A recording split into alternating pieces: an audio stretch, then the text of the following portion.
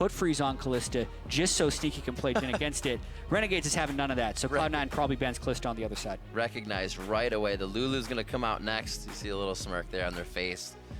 Knowing the Sneaky now can draw that ban, maybe of use once they start to realize more teams will do it. Twisted Fate, and then there's the Kalista. We can't have any fun within Sugar. Like, well, maybe they're going to do this counter pick and then allow this pick. No, we're just going to ban all of it. Who cares? And they're banning Lee Sin. All the excitement is gone. Thank you very much, Renegades. The killers of fun. Sucked it right out of the room. Nidalee gets taken out as well. A lot of champions that have a high mechanical skill cap actually banned out of this game, and they're going to get the Graves on the other side. A little power in the first pick. Yeah, so I mean, just kind of wrapping our heads around this really quick ban phase. They banned away 2 very powerful junglers. Many teams would be willing to first pick the Nidalee, but because Kalista was already banned, it's kind of a trade back and forth. Corki's another champion that gets first picked fairly frequently. Renegades chose not to do that because they're probably locking down the Graves in the top lane for Seraph. Yeah. He backdoored the Nexus essentially for Renegades' win over Team Dignitas in Week 7. Very important for them to first pick them, getting their new acquisition, his comfort pick. But at the same time, it leaves some very powerful choices for Cloud9 on the backside. You see the bans. We heard Sneaky just talk about the mechanics, and the ban from CLG was Nidalee, Twisted Fate, Kog'Maw. You kind of get a jungler, the Twisted Fate, and another AD carry. But that leaves that Kog up if Sneaky actually wants to go for it. Still, like you said, those power picks around the board. Gragas, Corki have been picked up on the side of Cloud9. Already looking good in that sense. What will Crumbzz and Ninja decide to take? 16 seconds on the clock. Elise, and does Ninja pick for himself? Yeah, Crumbzz has played a fair bit of Elise this split. Be scary to blind pick, so he doesn't. Yeah, he has.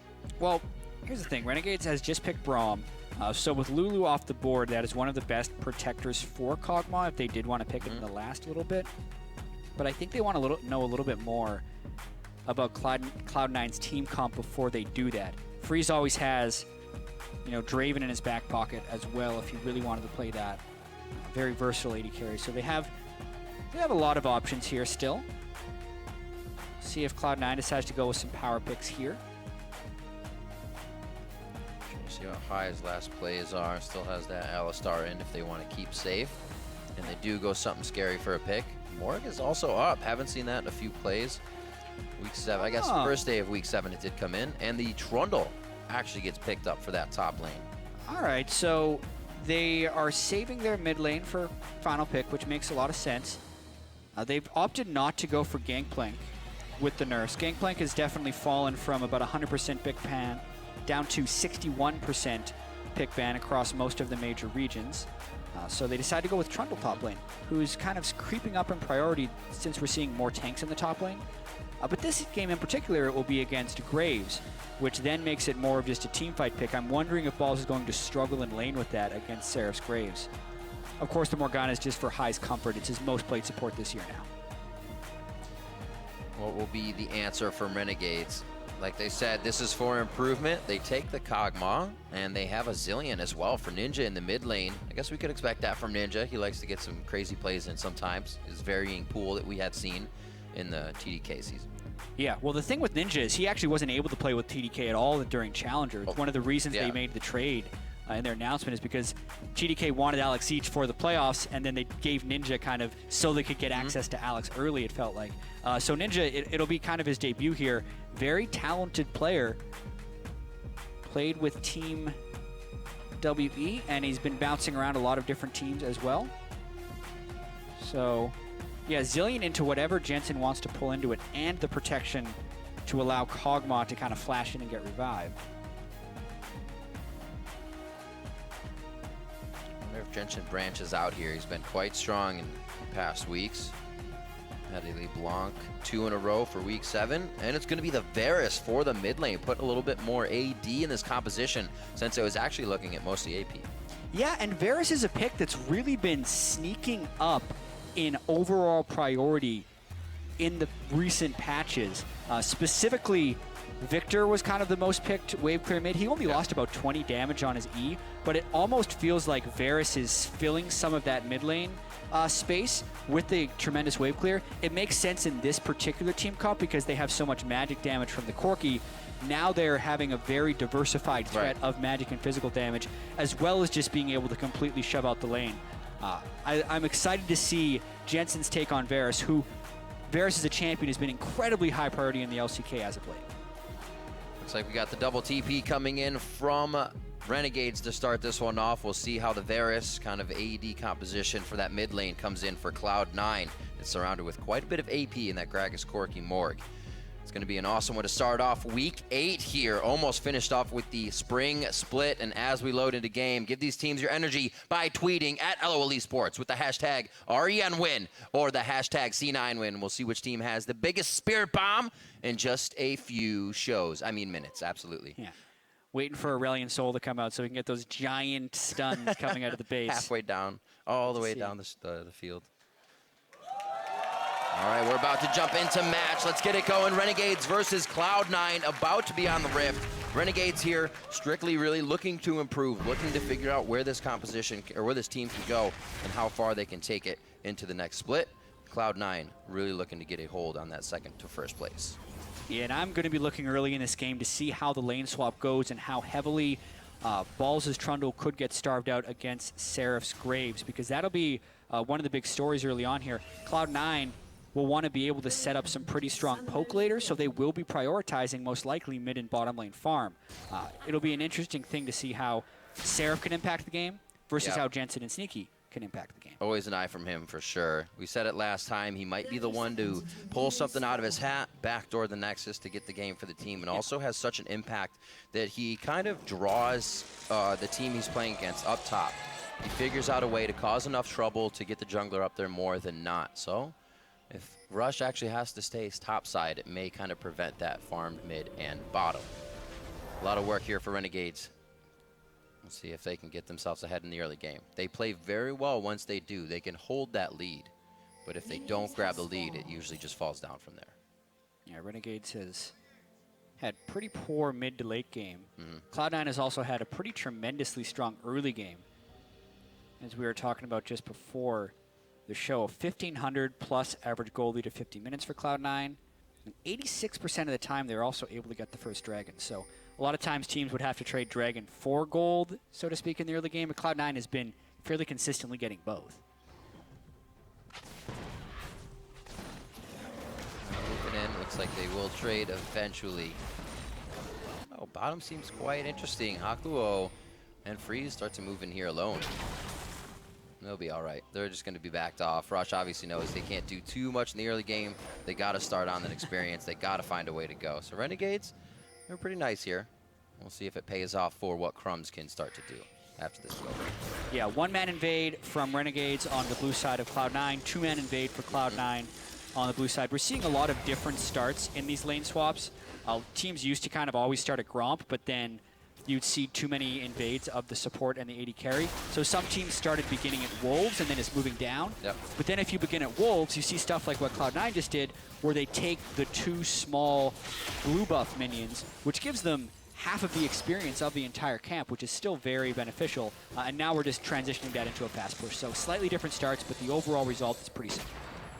Sneaky wanting, or sorry, Jensen rather, wanting to get that damage in, but you can see him moving the bombs off the minions. So it doesn't push that wave too much. He wants to keep it right in the middle of the lane so he has time to attack Ninja, but not be in a dangerous spot. They get double stunned there. Looks like he's only had to use one potion there, Biscuits for Ninja, so he should be able to keep throwing out the bombs.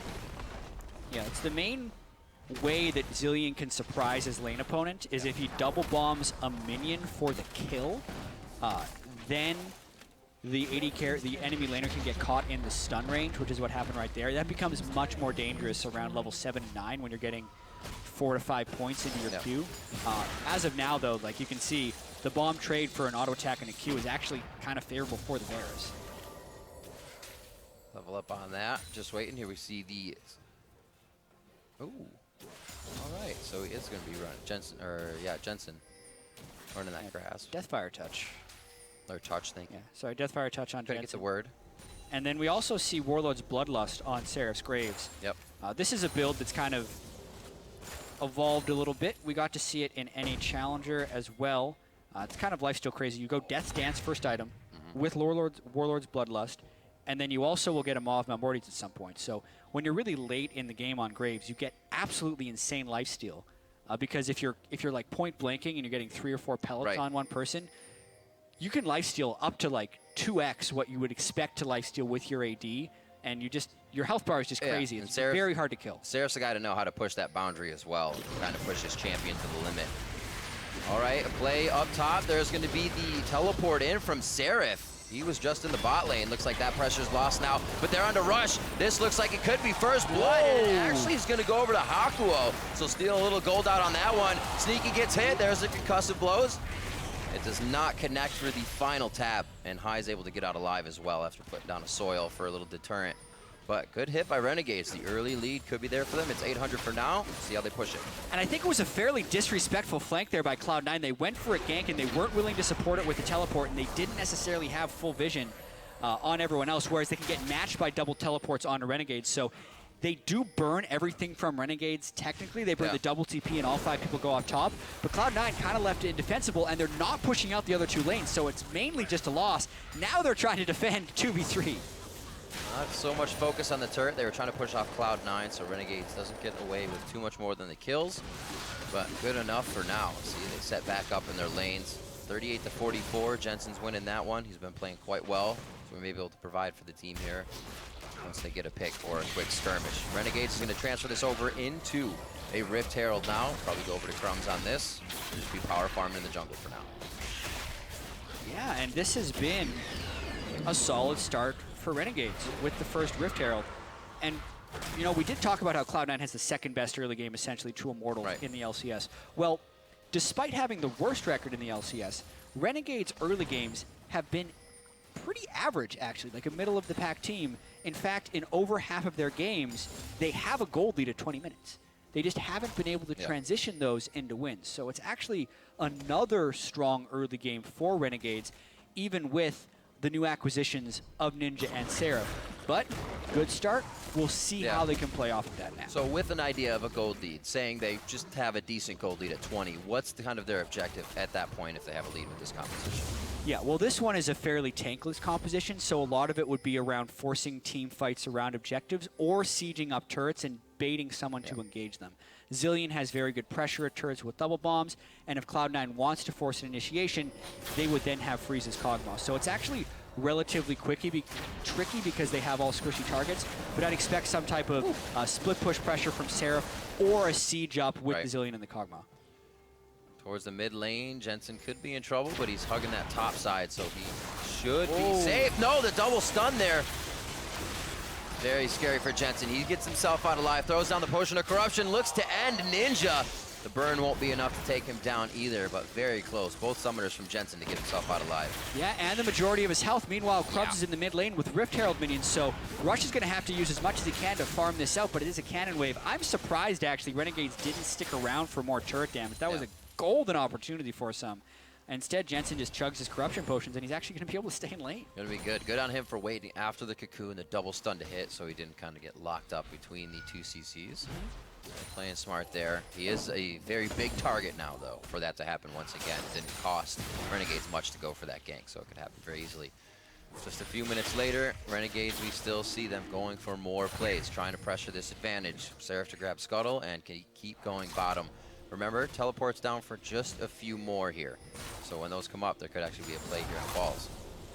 Yeah, but speaking of the play that happened earlier, Balls has a massive CS advantage over Seraph, and that's because... Very true. Good eye. Seraph, when he was pushing the top lane earlier, and the teleport top lane, which led to the first blood, it left Balls with a massive minion wave, which he actually did not immediately try and shove. He froze it for a long while. So this whole time, he's actually just been slowly farming on Trundle to accumulate that advantage. Gets an early Tiamat. That will turn into a Titanic Hydra later.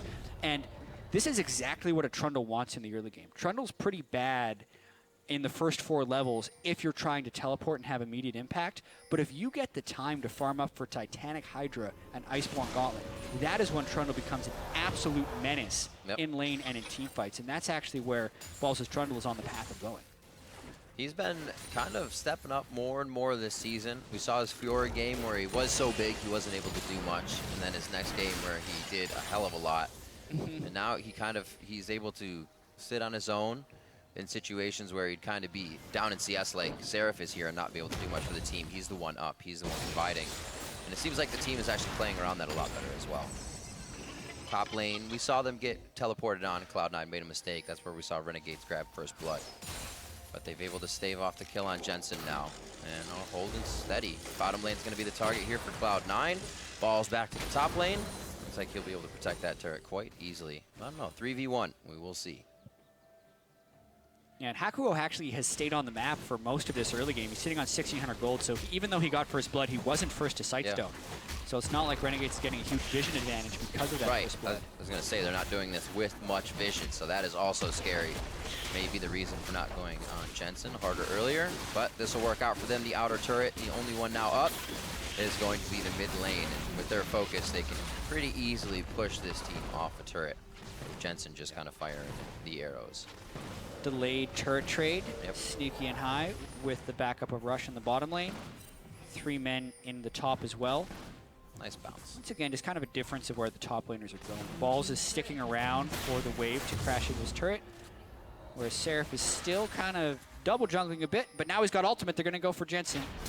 Like what Renegades is doing. Every time they rotate, they're taking the jungle of Cloud9 and then trying to take the members of Cloud9. Successful on that attempt. We said they're going to be going back for Jensen. He's a big target, and it goes to Seraph this time.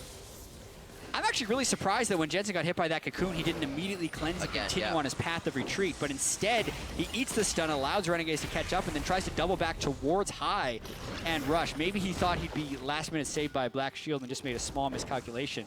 But the flash cocoon ends up paying off for him. He just goes immediately, cleanse right there, run. I think he thought Ninja was going to catch him anyway, so he decided to double back, but yeah, he's pretty dead by the time he decides to double back because his flash was still down. And a second successful kill for Renegades. Yeah, really working off of those. A lot of times you'll see that fizzle out from the opponent team and they kind of won't come back for the flash down. Very nicely played there. And they continue to grow a lead, now looking at about 800 in their favor. 4 more minutes, it's around that stat that Cloud9 has, the 1,500 lead. 2 turrets still aside. Mid lane's going to get a bit of focus now for those to go down. As right now, it looks like a big push down towards the bottom lane. Could get a little bit of love towards Dragon here in a second. Yeah, 12 minutes into the game, but we would be in position for potentially a Dragon Brawl. Balls has his teleport, as does Seraph. So, like you said, it could be a full 5v5. That'd be interesting. I mean, Cloud9 would probably say, okay, we'll ward, stand on the outside, and just throw in all of our poke until it looks like a good fight for us. And it may start off looking pretty bad here. Double bomb's going to do some decent damage. Jensen has some potions to chug, but I'm sure he would have loved to do without that. Yeah, a little bit of a delay on his build as well. Has to go early Hex Drinker instead of completing his Manamune early, which a lot of mid lane Varus like to do. Oh, and he whiffs the ultimate. Sun was in his eyes, right? Yeah. That's what happens? Hey, Ninja's pretty quick. He can use the move speed just a little bit wide left. Yeah. See a lot of those Varus ultimates go wide. Got to be able to hit those. It is huge when you do. Huge when you don't. A little concerning for Cloud9 as well. We see a Sightstone coming out from Rush with a challenging smite on Gragas. A very peculiar combination. Most of the time we just see Tracker's Knife on Gragas. Straight into something like an Iceborne Gauntlet or tank items. So he's going to have a kind of a later power turn on now that he's gone Sightstone. Cloud9, coming into this game, had the lowest wards placed of North American LCS teams and also the lowest wards cleared. So they haven't necessarily been a team that plays around vision. They just brute force and overpower you. But now with the Sightstone, they're lowering their ability to brute force and overpower and are instead going for a more vision game. But they're already down in gold, so it makes it even harder to now win the team fights. Kind of going against their style that they had been successful with in a lot of this game with some of these early choices. Phoenix are playing very slow compared to what they used to do. Rush very much more lax in all of his play of this game. 65 to 55, even though Crumbzz got that Rift Herald, he was able to kind of crush through the front. Crumbzz is ahead of Rush in CS. How often did we think we were going to say that? Right. As far as averages go, I'm full of stats today, I don't know why. Rush is the most farmed jungler in North America. Crumbzz is towards the bottom, but it's been switched in this game. Oh, maybe a little miscommunication there. No, the teleport were to come in. Balls is there. Is this going to be? It is Zilean. Oh, wrong way. Speed up to hit.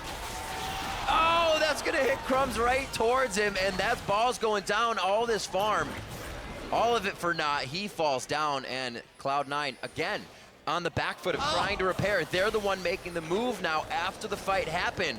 Losing that lane pressure. Bot lane's being pushed by Freeze right now, completely free, and Cloud9 may not get anything out of this as Hakuho throws the Glacial Fissure behind the Baron Pit. Great ult to stop the Valkyrie on the chase there, and the betrayal at the start of the fight with Rush's cask knocks Crumbzz towards the retreating Balls, and Renegades is continuing to extend their lead right here. They burn one teleport to get up there, but they have two. Jensen didn't gain any pressure off that. Freeze is able to get more free farm on the side on Kog'Maw, and maybe now Cloud9 is going to try and make a play. High's in position.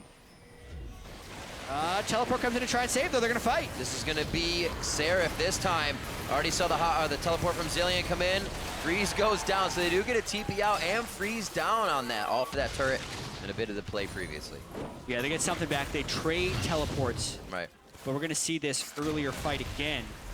Yeah, once again, Cloud9 not really accounting for the Zilean teleport. They don't have a way of fully stopping the channel. And honestly, Crumbzz just gets enough damage on the Balls that the 2v2 is going to be won by Cloud9 anyway, regardless of this teleport. But when the teleport begins to channel, it means he definitely has to run away. Poor cask by Rush just puts him right in range. I think Balls would have lived. And then Rush doesn't even block the cocoon. Once he hit the Elise closer to him. Come on, man. The things you wish you did when you watch it again. I could have done this. I had a potion. I could have shielded. That's like one of those things Rush does in solo queue to troll his teammates. But unfortunately, he's doing it in LCS. Not supposed to happen. A 3K gold lead now coming up for Renegades. It looks like they are able to continue pressuring this. Now, the idea is to not change what they're doing. Don't get in their own heads, think they're too powerful, and switch it up. Seraph in the side lanes here, drawing attention, has really been working for them. And it seems to be a key to the way the rest of the team can synergize and play. With that power, the rest of the four work really well together. Seraph has kind of been the key to where they focus on the wins. Up top to Crumbzz. This could also be a dead Balls once again. The flash is down, getting in range for a bit of free damage for that cocoon. Oh, looks like they'll just start off with that. Where's the rest of the pressure on the map right now? And we can see Cloud9 is towards the bot lane fight. Rush hits Freeze back. He just came up. Kog'Maw goes back down. A Cathian surprise, if not the bomb, to take down Sneaky. And that does go to Freeze. Balls cannot get out of the situation in the top lane. And we're fighting from coast to coast as mid lane is being taken down by Jensen. Yeah, a cross-map 2-for-1 because they actually were able to trade a kill back when Sneaky used his package to get in on the fight. Despite the nice ultimate from Rush onto the Kog'Maw, he still got enough damage out. And Renegades is kind of continuing their pressure on. Graves and Elise are here. Over the wall goes Ninja. He knows the team's going to be safe with Seraph coming in. They finalize the kill. Soul Shackle from high, but his soul will be shackled here in the final play. Winter's Bite, concussive blows. Ninja picks up another one. 2 deaths are only on Freeze right now. The rest of the team is piling on the stats and kills. Renegades are doing great. 17 minutes in. Yeah, we may have a pretty big upset on our hands here. We have Cloud9 was needing to kind of play perfectly if they wanted a chance at a playoff bye because they're already a game behind COG, and COG has a pretty easy schedule, so not really expected to drop a game. But Cloud9 looking in danger to drop a game to Renegades right here, who are looking much improved after the late season trades and acquisitions of Ninja and Seraph. See what went down in these plays once again. So not enough vision up from Cloud9 here, and Sneaky Oh, real hard. He'd taken so much damage from Freeze as Rush was setting up the gank, and then even though the ultimate displaced him into death zone, it still got Sneaky very low. The bomb as well as the Acathian surprise, either one of them were going to secure the kill, so it's better that it goes towards Kog'Maw. And then from there, they couldn't even retreat all the way back up because the ring around the Rosie that was happening in the top lane trying to kill balls eventually led to a collapse from Crumbzz and Seraph. His first buy, dancing with death, Seraph in the top lane. 204, 103. Look at those scores. Something you do not usually see on the Renegades line, and they have not let that go whatsoever. Keeping in mind their win conditions, or win tuition, if you will, what they need to do to get it done.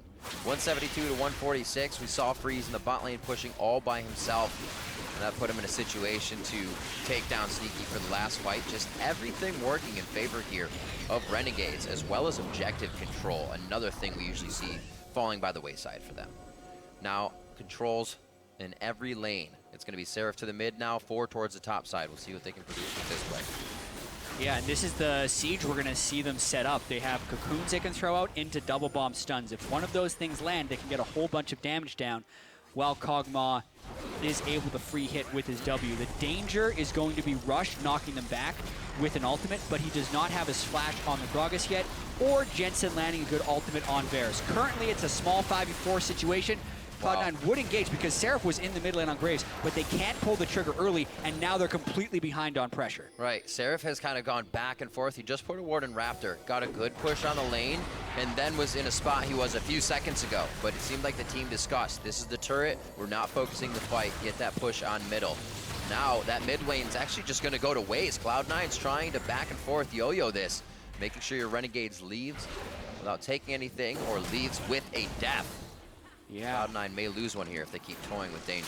They're going to go back, start to clear the waves. And Renegades is just playing a game of cat and mouse here, in and out.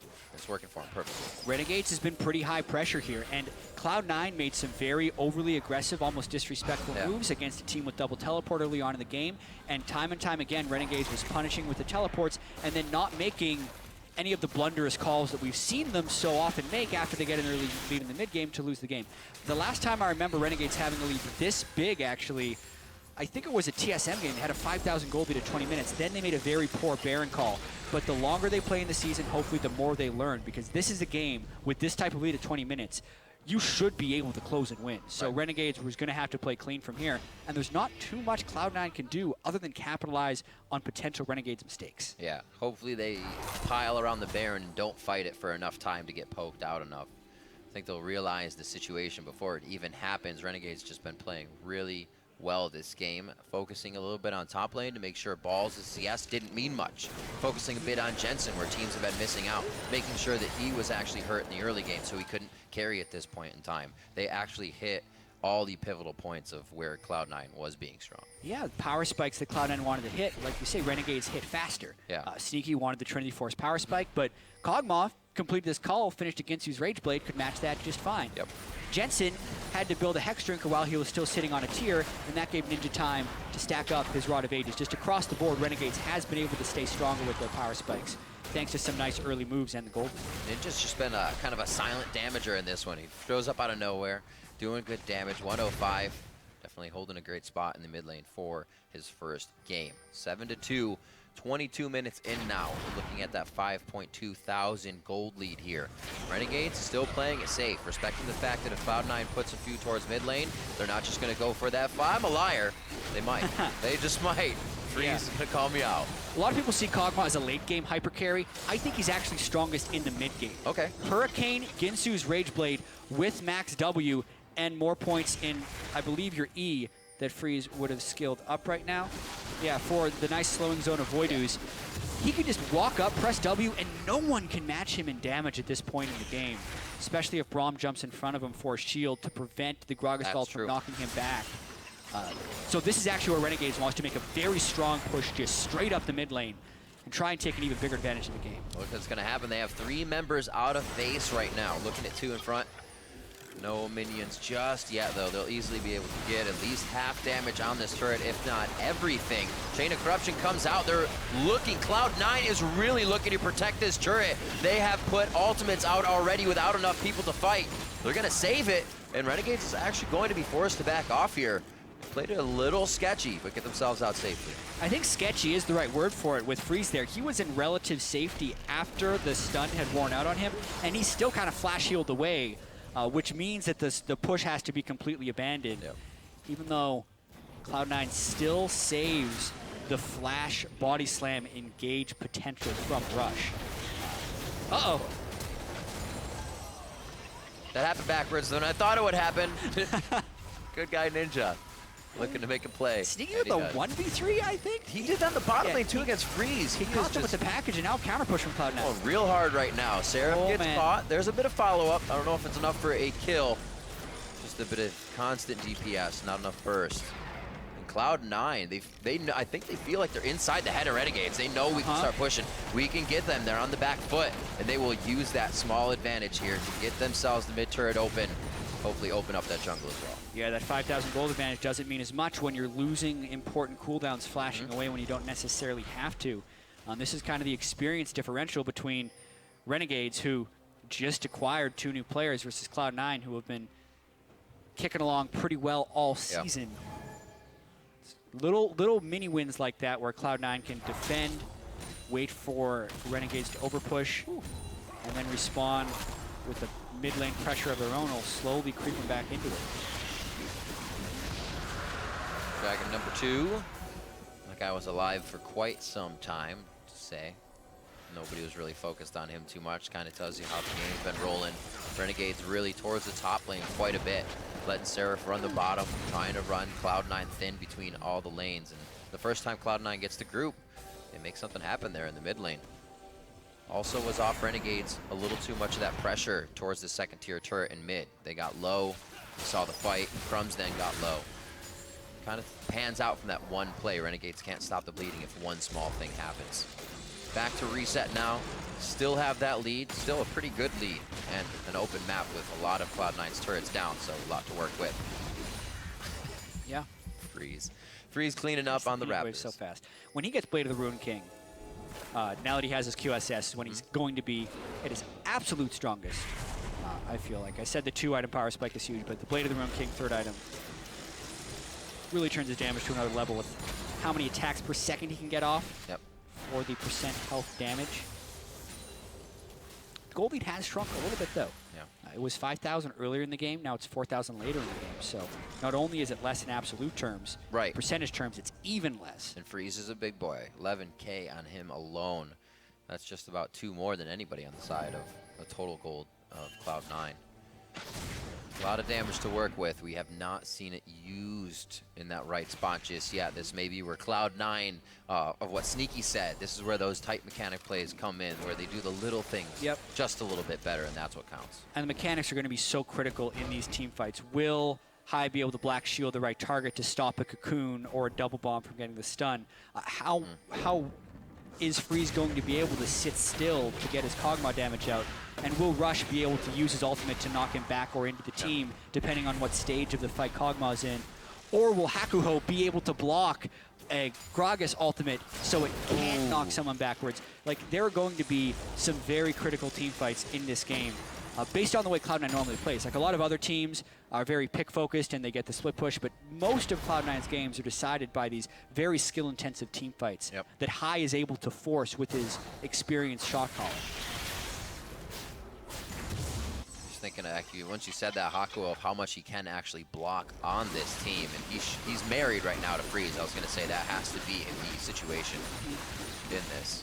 Just hopefully he points the shield the right way, because intense moments can happen or make that flaw happen. Yeah. Farsight's regular sweeper, or sorry, upgraded sweepers out, and it looks like they are mirrored on that sense. So Cloud9 placing and sweeping a little bit more this game, since they really can't get what they want out of that brute force style of play. Pushing a few forward.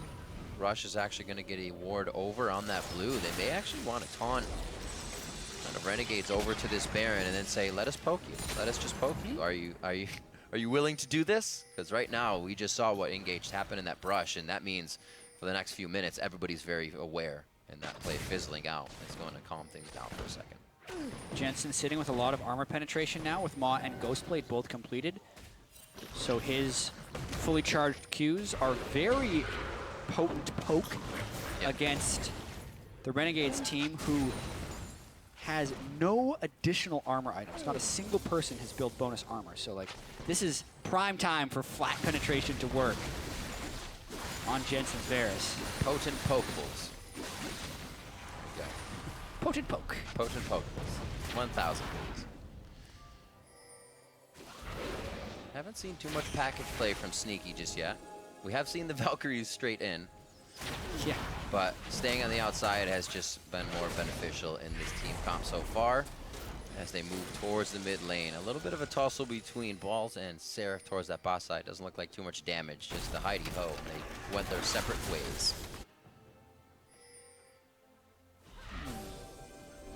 Yeah, it looks like, you know, Is this where Renegades doesn't pull the trigger? It's been happening for the past 5 or 6 minutes.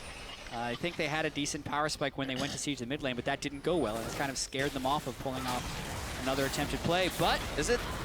No. That was like the bait. That's a bait. You know that's a bait, but you still get caught by the bait. Okay, he didn't get caught. He's all right. Maybe. No, he gets down. Finally, Ninja cancels that out. Chain of Corruption is going around. The damage has been done. It's just about the crowd control now. There it is. He got it. Timed it. He has the ult. Went down. And so does Ninja. Teleport is up, but it's 40 seconds on the clock, and Renegades have to reset. Yeah, and that was a 5v4, so Balls is pushing down bottom lane with a Titanic Hydra. That's going to have to be matched eventually, but they're going for the stun on Sneaky. That's the hit. Oh, just outside of Cocoon range. Jensen trying to fire back as well. It's going to be Seraph who has to respect the push from Balls. He goes back to bot lane, so Renegades loses power in mid. They're still being chased down. It looks like Jensen is going to go a little hard on this one, but he'll stay safe. It's about this time the game gets very exciting, Riv. We have a Mana Mune converted to a more mana for Jensen, so he's hit his power spike. Renegades is floundering a little bit. They saw the opportunity to go on to high, which, to be fair, this is a good opportunity. Double stun into all the CC, but they have all their crowd control dudes here. They don't necessarily have their damage dealers. Kog'Maw's off, Braves is off, so they can't completely burst him down. Ninja flashes in to get the stun, and that exposes him. He gets rooted by the tendrils of the Varus ultimate, and then the Chrono Shift is timing off. Right as the ultimate is, and we're fighting again. Oh, Rush first. Rush goes down. That ultimate is hit. Jensen's down once again from that fight, so it went pretty hard in the beginning there, but it looks like Renegades has come out on top of this one. Still have to respect very much Balls on that front line, since we talked about it before, not too much of a tanky member status on the side of Renegades at this point. Hakuho can only do so much. Yeah, I think what happened there, even though we didn't get to see it, was Rush was a little bit too close, got hit by a Braum Q, and when Kog'Maw presses W on a target that has Braum Q, it's basically an instant stun. Then they bursted Rush down. Now it's a 5v4, so Renegade should be able to pick up Dragon number 3.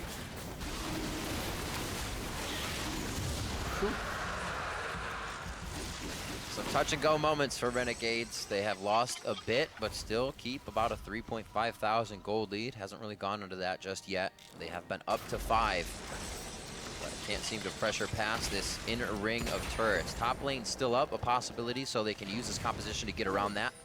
Going a little bit harder with maybe Elise and Braum. But as of now, kind of just time for Cloud9 to build themselves up here, as you were talking about the items being created. Yeah, and I mean, speaking of items, I was thinking that Seraph was going to do the Death's Dance build. A lot of time that actually has a Phantom Dancer later in on it. You get faster reloads. It feels very fluid. It takes the reload down from like 2.1 seconds to 1.6 seconds, which works really well with spells being used in between your reload timers. But instead, Seraph's going straight for a Bloodthirster, so kind of like even more just brute force lifesteal. And these team fights may be never-ending story in this game. Balls coming up from the lane. Haven't seen too many big brawly ones, but the teams are constantly posturing for. You can hear Cloud9 when fights like that start, like, no, no, no, no, no, no, no, no. Okay, we're good. We have distance. Fire back again. They just want to keep that 10, 20 feet in between them and Renegades at all times. I don't know what that is in pixels. 10, 20 Teemos. There you go. It's about that's the measurement. 1 Teemo. It's close. 1 space. A little more love towards Vision on the Baron, but it's really gone back and forth between mid and Baron. Mid and Baron. The laning phase is kind of stopped here. Just walking back. Well, laning phase has stopped. Going for turrets has stopped, I should say. Yeah. Just a lot of back and forth. It's actually Cloud9's pressure advantage right here. They don't have the dragon, so they're going to be forcing a dragon to fight a lot of the time. Yeah. But if you look at the way the map is warded, Renegades is pushed back. They don't have any deep ward control. But they are speeding up that Kog'Maw. Woo. All right. He uses Not cleanse. Quicksilver Sash is out. Seraph over to the pillar now, and it's the back and forth. This is the Cloud9 fight that they want. They're getting the poke in. Their health bars definitely a lot better off right now than what Renegades is facing. Hakuho tries to throw the Winter's Bite back. Balls goes in for the pillar. That's going to slow the team down, and Cloud9, while pushing forward, still keeping that same distance. That doesn't mean go in, fight the whole fight. It means go in and keep tagging them. A lot of the major damage dealers on Renegades were the ones that took damage, so Renegades had to back up since they really couldn't bring the pain. But there are jungle monsters up. Freeze, Lifestole. Seraph is actually recalling to get the majority of his health back. But Renegades is still up there. There's not even a teleport on Seraph. They're being really risky right here. This is the yo-yo game, back and forth. Glacial Fisher goes out. 3 points right through the middle. It looks like they are going to back out of this one. 9-3. Not too much coming out of that one. High still pretty hurt on the backside, and it looks like everybody's taking a breather on this one. Cloud9. Woo. High goes down to 140 health from that collateral damage that Seraph tried to execute him with. Woo. Touch and go. These are touch and go fights. Just a little bit. Renegades has definitely kind of met a wall in the middle of this game with where they needed to go. They had that push on mid lane that kind of scared them off of everything. Cloud9 seemed to get such a big hold on the mentality, not even the game, the mentality of Renegades after they got pushed off the second tier in mid. It's been interesting since then. Both teams are really scrapping in these fights to get 1 or 2 kills, and usually somebody's walking out with the sliver of health and nobody goes down. 3 dragons still to Renegades. Could be an option if they can't find a way in. 2 more dragons to go. Yeah. It's going to be a while. I mean, with the way these fights are touch and go, we could very easily see a fight before then. And Renegades is just going for the Baron. Ball's teleporting from the back. They can't finish that. It was exciting for them, though. It was surprising, because that would have been really bad if they tried to finish that Baron. They do get the teleport out for balls, though. Scuttle fight! All right, here comes Ball. Whoa. Throws down the wasteland. Ninja very, very low. There's a chrono shift. He's back up. Focus onto balls. They can't do too much to him, so it's kind of a maybe, maybe not. Now the focus onto High. He flashes out for the focus and the damage, which of the cooldowns is what Renegades is waiting for, and they have to pull out. High very good at doing that and absorbing a lot of damage when he's not even a tank. A lot of people on Cloud9 just did the same. But again, no kills. Yeah, we are pushing the outer limits of how much damage can be dealt in a team fight with no one dying. The damage to kill ratio is way out of whack this game.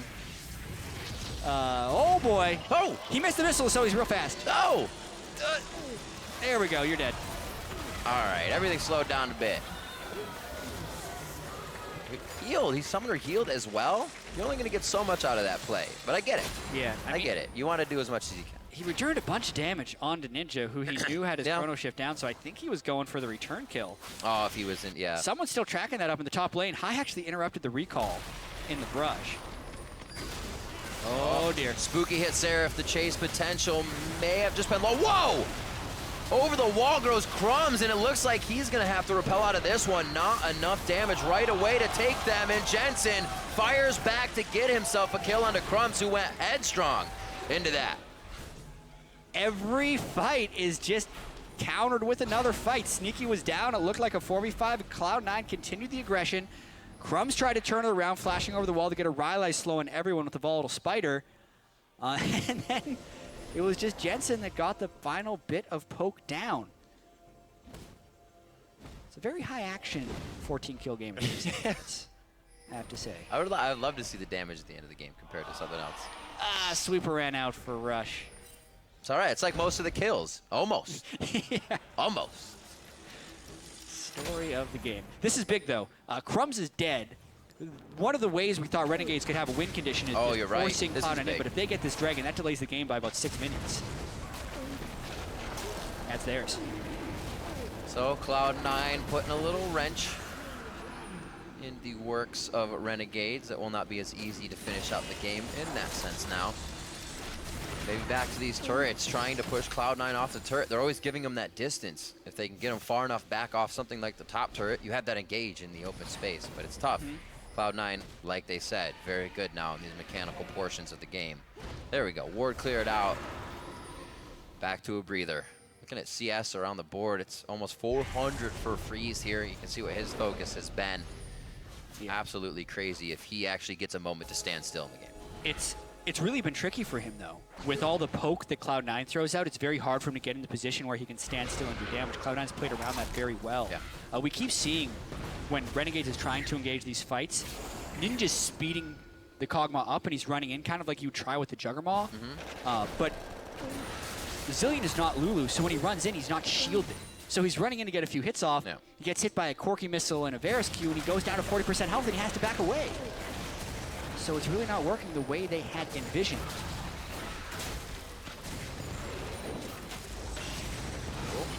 Hakuho trying to speed up. It takes one missile. Corki to the face. The yo-yo once again, back and forth. And it looks like it's only enough time to give minion wave to come back in. So nothing in the side lanes now. It's all about 5 in the mid. Teleport's gonna be up for balls, but he's still gonna be hanging with the team for now. That's a lockup. That does not help Hakuho whatsoever for that pillar to be behind the turret. It takes him down. An unfortunate event for him, and a nice hit for balls there to lock down that path. Cloud9 is crushing the poke game right now, and I'm really kind of surprised that Renegades has abandoned the split push so much. They have the Bloodthirster lifesteal stacking Seraph, who would win an extended trade against balls in a split push, and they have the double TP advantage, which is how they got their advantage in the early game by collapsing. But now they're grouping up, and 5v5 is strong when they are together. So here we go, Baron Force 4v5. Crumbzz is there, the 50-50, he goes up, he comes down, it's going to rush. The smite is in, very, very low health for High. He's gonna go down, Sneaky needs to get away as well. Kog'Maw bringing up big damage, the burn won't take him down. A triple kill there, and 2 members of Cloud9 get out with Baron, and Balls has one of those, which is huge for the side lane. Yeah, but 3 members don't get out at all, and Renegades can now push strong with 4 people onto this wave. Seraph's at full health. Freeze can lifesteal a little bit. Very true. Let's see how much they get done. Those death timers are still 40 seconds long for 2 people. This could be all the way into that inhibitor turret. They're on the balls. They need to at least keep it onto him. A very big member of the team. He's going to go down, and they lose another Baron, now only on Rush. This is going to be an inhibitor turret. They're going to have a minion, but they have the damage to do it. No worry. That goes down. Oh, no. And the inhibitor. What a play. Cloud9 to go for Baron, and the door to the base gets kicked down. Woo, yeah. Finally, Freeze found a fight where he was able to actually hit people. They weren't able to disengage because Cloud9 backed themselves up into a corner by doing that Baron. And then when Renegades collapsed, they had no way of running away from the Kog'Maw. They can rush the Baron down. This is incredibly risky. It's reckless, really, because it could have been stolen. The Baron could have been stolen. If that happens, then Renegades probably actually ends the game with the Baron minion wave in the top lane, because Freeze could flash into position, get the triple kill close, and then they were almost able to chain down more people after that. If that Baron was stolen, I think the game might actually end. That was ridiculous. The negative 1,500 Baron power play. The dream. It happens. Yeah. So the Baron power play, when you're gaining gold after getting Baron, it seemed to have not happened that time. And Freeze, he didn't really even have that much protection. He just stood still for a second and a half. And 3 members of Cloud9 had to turn away immediately. You saw the damage come out. Picked up all those, almost basically the solo to 3 kill as they move on to the... Oh, they already grabbed the mid. Off the cuff on that one, so now they can decide to split these lanes and do what they want heading in now. Still have to be careful. Cloud9 can be even stronger once they're at the front of their base. Can pop you up back behind a wall, still poke from behind the walls. So Renegade still has their work cut out for them. Yeah, game definitely far from over. We've even seen his Zeke's Herald onto Crumbzz' Elise, probably trying to give some crit chance to Freeze's Kog'Maw. May as well, I suppose. It's not the first time Crumbzz has built the Zeeks. He could also be trying to give crit to Seraph. If not Freeze, yep. Yeah, if Graves crits, but he's obviously linked to Freeze right now, so it pops. A little Kog'Maw crit. Oh, they use it too. That was great. He said, hey, it's on. Why not? We got like 1 more second. Speed me up. Enough to take Sneaky out for a second. He flies back. He'll be coming back in. Flashes up on Rush's Gragas, so I'd expect him to go if they're going to try anything. Maybe now with the binding landed? No. Almost expect to see that Black Shield go on to Rush and then him fly in. A really difficult situation because the super minions are having to be cleared away up top by Sneaky, so Rush did not want to follow up on that Dark Binding because they would have opted into a 4v5. You can see these turrets though. Seraph on one side, rest of Renegades on the other. And the third lane's getting pushed by super minions. They're just equally getting poked on. It's like you shoot the right one, the left one takes just as much damage. So how can you even defend that? And it's going down very, very quickly. Seraph here just a toy with them. The team will back up for a moment here. They know they can come in and probably make this a final push. So why not do it that way? Why stretch themselves thin now? Yeah, that's the hope for Renegades when they come back. But by that time, the inhibitor will be very close to respawning. And if they recall, which they have recalled into Zilean, he's teleporting right back in. This is smart by Renegades. They cannot relent the pressure because they have to make this next push while someone on Cloud9 is killing off super minions in one lane. If they stop for too long, they're going to give it away. And they actually decide to do Dragon 4. I actually am not a huge fan of this call. Definitely a bit of lack of confidence, but saying we have a for sure way. But actually, it may not be a for sure way with the way that Cloud9 has been kind of taking these fights. The only reason Renegades got in past the point in that mid game was the Baron call, right? So if Cloud9 goes back to those regular fights, it may continue to turn out the way it was before for them. Give a little bit of time for that inhibitor to respawn. It's about halfway back up already. Now with recall time is coming from Renegades, it's hard to imagine them setting up that siege the same way again. Yeah. So that probably pushes the game towards another Baron before they can set up a siege or a Dragon 5.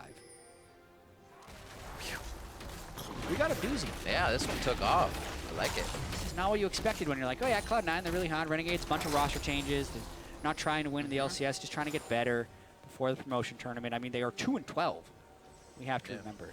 This is a massive upset. You know what? Renegades can close. Ninja and Seraph don't feel like they're 2-12. Seraph has been great in the LCS so far this year. He really has. He's not that good with TDK and Challenger, but whenever he's on stage, it's the LCS buff. 306, once again, doing really well in a game. 6-3-6 in his last Graves play. See if he'll be the one to backdoor the Nexus. Once again, a chain of corruption just for the W. Oh, they get Ninja! Jensen, that's Ninja going down. They're going to flash forward. There's the hit. Hakuho very low. Crumbzz has to flash out. Hakuho then gets himself out with the McHale's. He'll be safe. They're going to try to go back in. Seraph killed the mid lane turret while that was happening. He is such a pain for Cloud9 right now. They get a pick kill on a Ninja, but they cannot continue the chase because Seraph would have probably just continued to push and kill two inhibitors. He just knows how to get under your skin. He knows what to be doing at the right time. And the rest of Renegades as well is a part of that. Being able to throw that mass, that 4 people to the bot lane, get a decent fight. Probably didn't want to fight that much, but once they can get that every time, they can get themselves into the base. It's a little bit slower of a way. You're losing people in your engages, but it's slowly working for them. Still really dangerous. I mean, it is, very. Rush burned his flash there to try and follow up on the engagement. If more people on Renegades would have died while Seraph was pushing, then Cloud9 would have had a window to push in and maybe take an inhibitor. But they were not able to, so Seraph's gamble played off. Still the only deathless person in the game playing so clean on this Graves. And Baron will be up shortly. I wonder if Cloud9 just goes for it again. Or if they just try and get a pick around that area. The nice thing now is the super minions have stopped. So they can technically do a poke in the mid lane. Oh, here we go. Trundle's not there though. They just burned Chain of Corruption onto Hakuho. Looking to see if they can hit him down, but the shield blocked way too much of that damage. They're gonna be backing up now. Soul Shackles was used onto Crumbzz. That's down. Ninja feels like he can go in. He's going to throw the ult out just before he goes down. That got the Gragas ult out as well. Sneaky's already used Subjugate. Guardian Angel onto him. Sorry, Balls. Rather, not Sneaky. He'll go down. He'll be back up and be the focus. Flashes out. Cloud9 now kind of fighting on a thread here, and it's a very small one. Jensen, that's the cleanse. I don't even know, they may still have something else to get themselves out, but it has been a very scary fight, and they don't chance it. And guess what? Everybody's still alive with the GAs and the Zilean ultimates coming up. Magicians. Oh my God, but they're so low now, and it's all about the pressure differential and what major cooldowns are burned. So the Zilean ultimate is actually back up already here. Did he? Yeah, because he definitely used it and revived during that fight. He did, right in the middle Teleport of it. coming in for balls with the home guards. They might be going on to Baron because Renegades is late on their recalls. They'd have the opportunity to There's do another so. recall. He just stopped Ninja from getting out. So Ninja will be slow to come back on this one. He like we've won't seen even this try. before. Ninja's not even going to try. He's sticking with the team. He does have the ultimate Jensen, back up. you're taking a lot of damage, Jensen. Oh, the fight's down. Do they know it's actually happening still? Crumbzz up. Crumbzz should stay alive here if somebody can get in front of him. No! Hakuho got stunned up. He couldn't move to help Crumbzz. That's 2 down, and Renegades trying to force a fight when they were 2 spread out may have been the kicker. Yeah, and now it's a 5v3, but the damage dealers of Renegades are alive. Would Seraph do anything? No, he didn't. No, Cloud9's going to get the Baron. Oh my gosh. There's technically their second Baron of the game. Pulls the gold even closer. Oh boy. Yeah, so this was so distracting because the Varus was still hard on the Baron, so Crumbzz was thinking they're going to try and kill it. Meanwhile, the rest of Cloud9 was laying a trap. Also, Ninja has his Zilean ultimate this whole time, so like technically he could have used it on Elise, but I don't think he wanted to trap himself in a fight there anyway, so he's just going to save the Zilean ultimate for later. Did he sell an item for that Spectre's Cow? Or does he always have it? Just wow. He's always had it, okay. Cloud9 holding on for dear life that mid game, continuing with an inhib going down, an inhib turret falling, and the bot one maybe has a quarter health. They are now tearing down mid lane here. A little respect to Renegades as they do get 5 members joined now towards that second tier turret that just dropped, but a little bit better Baron power play this time around. Yeah, definitely. And at this point in the game, any fight will end it. Almost no matter where it happens on the map, if one team loses a bunch of people, they're going to have enough time to push down the other side and end the game. 5th Dragon technically coming up in 10 seconds, but that is nowhere on Cloud9's radar because they're going for that inhibitor. Renegades outside their base, pushing Cloud9 in. They're looking to pinch them. The trick pinch. The base gate. Haku, or Ball's rather, very, very big. Rush is there, doesn't have the ultimate, just trying to kind of be a nuisance. Stay there, be a meat wall for the team. And they do have to respect that Freeze has approached the fight now. Good hits by C9, knowing also when to be in and out on this play. Freeze took a lot of damage, and the team needs to let him lifesteal here. They're double bombing the wave to try and push it faster, but really Freeze needed to hit that. While Cloud9 is denying the 5th Dragon, Renegades is, I thought they were going to push mid, but they're actually coming around the side, maybe looking for a fight? Weird shot calling this whole time from Renegades, right? From the time they had the 5,000 gold lead at 20 minutes, they haven't been able to close, and slowly Cloud9's coming back. I just knew it. As soon as Balls got here, they were going to go for something. Pillar goes out. If they don't have the channel they want, they won't take it. They start backing off to size up the fight. Wards are down, but sweepers being used to deny that vision. Those are going to wear off. Everybody has a good idea of the grand picture now, and they will not continue the fight. Rush very low. They want to get him back. They want to get high backed as well and get some mana in there. No one dies again. 14-8, and the gold is completely even in this game now. 51 minutes in. Hey. They did it. They came back. Now it's anybody's game.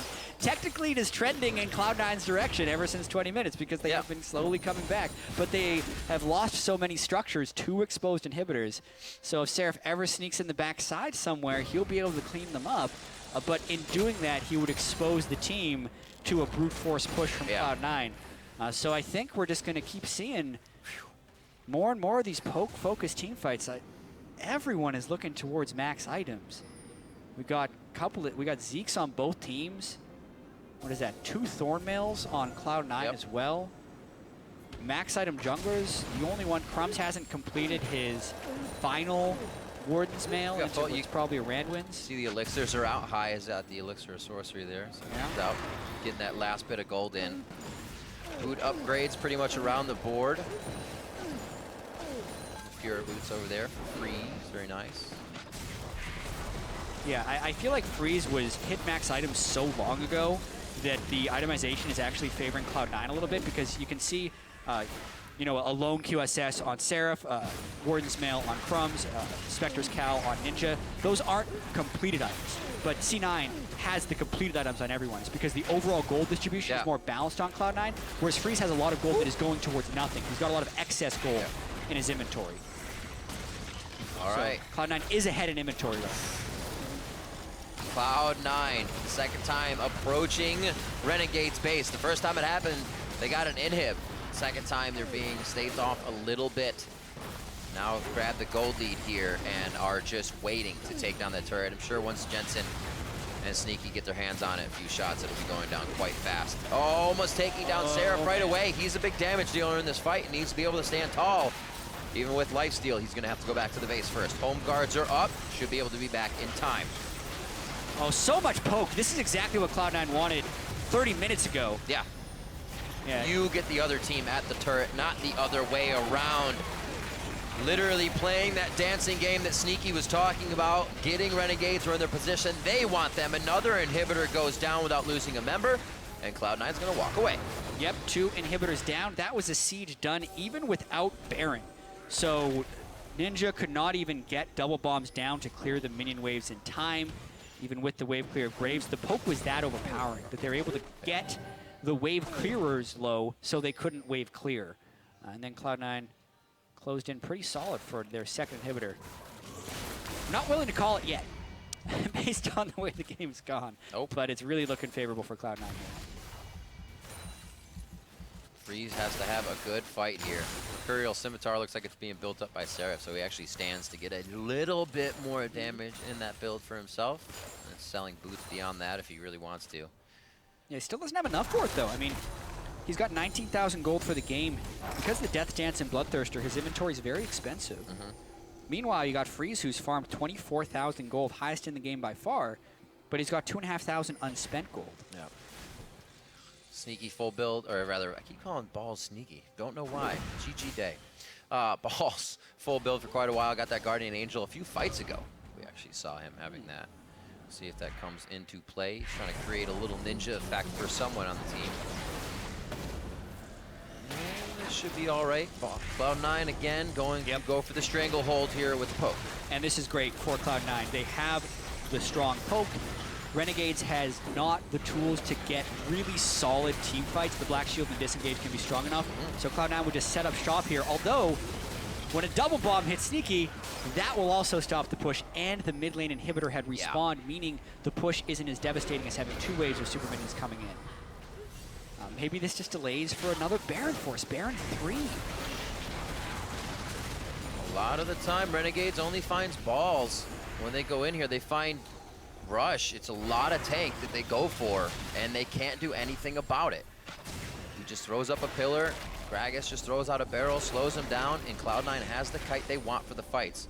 Going to be making themselves out now. They'll be perfectly fine. Again on the Baron. This one will be theirs. This will be the fight, though, actually. They're going to want it, but this could be the game-deciding fight. They get the Baron. Renegades is here. Super minions in the base. Chain of Corruption goes out, locks down basically the entire team. Crumbzz forced to flash. He gets a flash over the wall from Jensen. Goes down, and Rush trying to focus the fight now. A great Black Shield in.